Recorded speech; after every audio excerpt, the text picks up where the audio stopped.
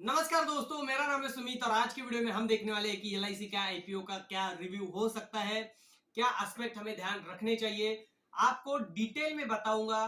ध्यान रखिए, वीडियो बहुत अच्छी होने वाली है तो वीडियो को पूरा देखिए। सबसे पहला इसमें पॉइंट आता है दोस्तों, कंपनी का बिजनेस मॉडल कैसा है। कंपनी जो है फुल्ली ऐसा समझिए कि 92% एजेंट के भरोसे पर है। कंपनी का जो बिजनेस मॉडल है वो ज्यादा से ज्यादा इंश्योरेंस सेक्टर से जुड़ा हुआ न होके इन्वेस्टमेंट सेक्टर से जुड़ा हुआ है।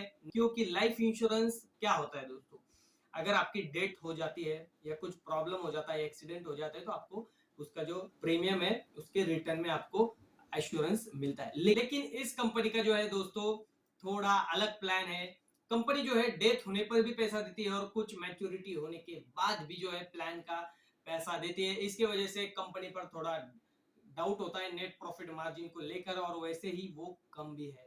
उसके बाद में दोस्तों सबसे पहला पॉइंट इसमें ये भी आता है कि मार्केट शेयर जो है कंपनी का पिछले कुछ सालों में कम हुआ है 8 to 9%, और प्राइवेट कंपनीज के पास ये मार्केट शेयर गया है, तो इससे भी थोड़ा चिंता करने की बात है। कंपनी जो है ग्रोथ रेट जो है वो बहुत ही ज्यादा कम है।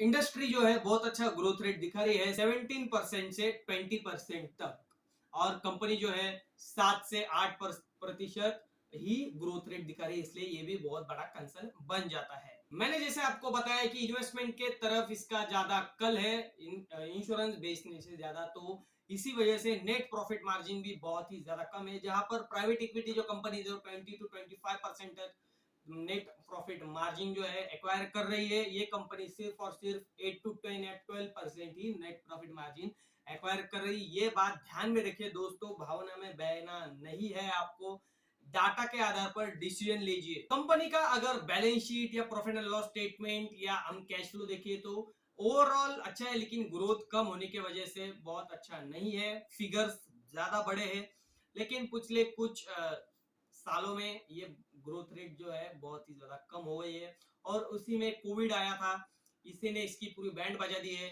और जो वैल्यू है वो बहुत ही ज्यादा कम हो गई है। आगे कुछ टाइम के बाद ये स्टेबल हो जाएंगी ऐसा मुझे लग रहा है, क्योंकि वैसा डाटा शो भी कर रहा है। अलग कंपनी ने भी वैसा ही किया था इंश्योरेंस कंपनी की वजह से।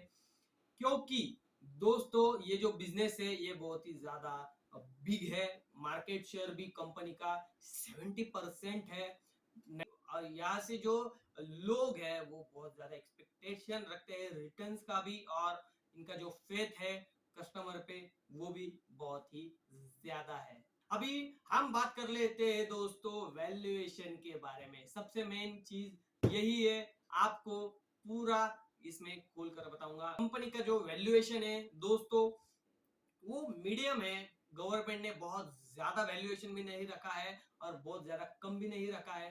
क्योंकि कंपनी का वैल्यूएशन मीडियम लेवल पे है, तो आपको इसमें ज्यादा काळजी करने की जरूरत नहीं है, आपको ज्यादा परेशान होने की चीज नहीं है, क्योंकि बहुत ज्यादा प्रीमियम इसमें नहीं है।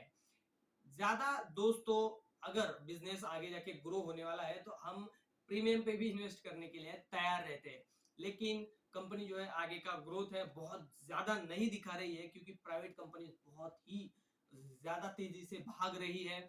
मुझे लगता है कि एलआईसी कंपनी भी भागेगी, क्योंकि आगे जाके इनको शेयर होल्डर का भी जो है ध्यान रखना पड़ेगा, इसलिए ये चेंज कर सकती है एजेंट फॉर्म से डिजिटल फॉर्म तक। लेकिन उनको जाने में बहुत ज्यादा टाइम लगने वाला है, और इसमें बहुत ज्यादा काम करने की भी जरूरत है। इनका जो ग्रे मार्केट का जो प्रीमियम है दोस्तों ये भी पिछले 1-2 दिन से बढ़ गया है। आज का जो रिकॉर्ड है वो है 75 रुपीज का जो प्रीमियम इसमें चल रहा है। ऑलमोस्ट ऑलमोस्ट आपको यहाँ पे 975 तक ऑफर की जा रही है, 1000 भी हो गया है। आपको इसमें ध्यान रखना है दोस्तों कि ग्रे मार्केट के प्रीमियम पर आपको जो है डिसीजन नहीं लेना है, ये सिर्फ इंफॉर्मेशन के लिए जानकारी होती है। चलिए अब हम कुछ डेट्स और फिगर्स के ऊपर जाते हैं। डेट इसके जो सब्सक्राइब करने की है 4 मई को, 4 मई को ओपन होने वाली है, 9 मई तक इसकी जो है सब्सक्रिप्शन ओपन रहने वाली है। ये ध्यान में रखिए, आपको जो करना है तो 9 मई के पहले इसे सब्सक्राइब कीजिए, क्योंकि बहुत ज्यादा रश और बैंक का जो प्रॉब्लम होता है इसमें बहुत ज्यादा डिफिकल्टी आ जाती है। अगर आप डिस्काउंट लेने के लिए तैयार हो तो आपको रिटेल या एलिजिबल एम्प्लॉय होना जरूरी है। इसके लिए आपको 45 रुपीज का डिस्काउंट मिलने वाला है। अगर आपको इससे भी ज्यादा डिस्काउंट चाहिए कंपनी में ईच शेयर के हिसाब से, तो आपको जो है पॉलिसी होल्डर भी होना जरूरी है। इसकी वजह से आपको 60 रुपए तक का डिस्काउंट मिल सकता है। ज्यादा से ज्यादा आप इसके 14 लॉट तक ले सकते हैं। हर एक लॉट में 15 शेयर्स अवेलेबल होंगे।